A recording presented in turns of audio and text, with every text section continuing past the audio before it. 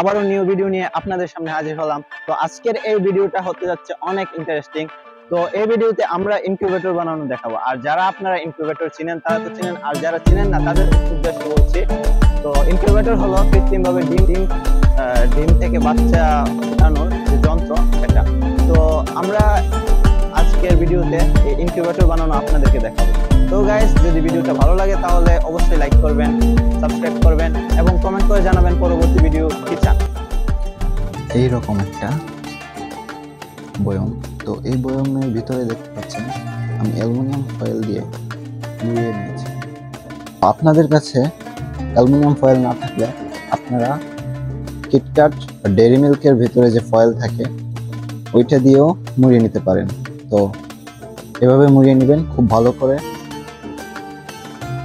তারপর বয়মের যে মুখটা থাকবে ওই মুখের মধ্যে আমরা এরকম একটা বাল্ব লাগিয়ে দিই। তো এই বাল্বগুলো আপনাদের 10 টাকা বা 20 টাকা দিয়ে কিনতে পারবেন বিভিন্ন গ্যারেজ থেকে,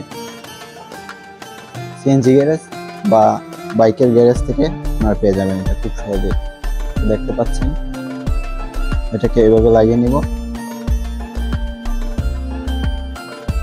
তো নেওয়ার পর আমাদের ইনকিউবেটরের জন্য আপনারা জানেন যে বিদ্যুৎ সরবরাহ নিরবিচ্ছিন্ন থাকতে হয়।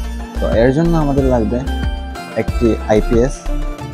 আমার কাছে আইপিএস নেই, তাই আমি এরকম একটি লাইটটাকে ভিতরে দেখতে পাচ্ছেন, এখানে লাইটটা কিন্তু নেই। লাইটের পজিটিভ এবং নেগেটিভ লাগিয়ে নিয়েছি। আর এটা হচ্ছে চার্জার। আমরা এই চার্জারটা ডাইরেক্ট ডিসি ভোল্টেজ দিব এই চার্জারে। তো চার্জার থেকে এখানে চার্জ হবে ব্যাটারি, আর ব্যাটারি থেকে আমাদের লাইটে যাবে। তো আমাদের এই লাইটটা জ্বালানোর জন্য যে বিদ্যুতের প্রয়োজন হবে তা এই লাইট থেকে যাবে, এই লাইটের ব্যাটারি থেকে যাবে।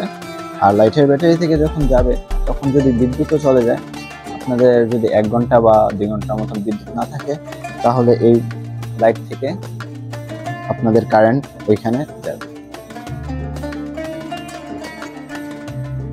তারপর আপনারা ইনকিউবেটরের ভিতরে একটি বোতলের কর্ক দিয়ে এই জায়গাটার মধ্যে কর্ক দিয়ে একটু পানি দিয়ে দিবেন।